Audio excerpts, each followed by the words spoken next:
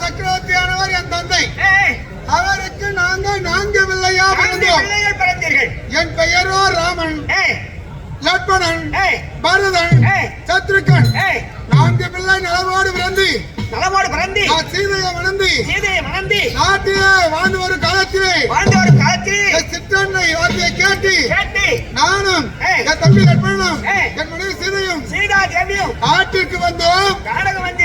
ஆமா, தண்டகாரத்தை நடத்தி அண்ணா சாலை ஒன்று அமைத்து காலங்களுக்கு வேலையில் ஒரு பொன்னான பார்த்து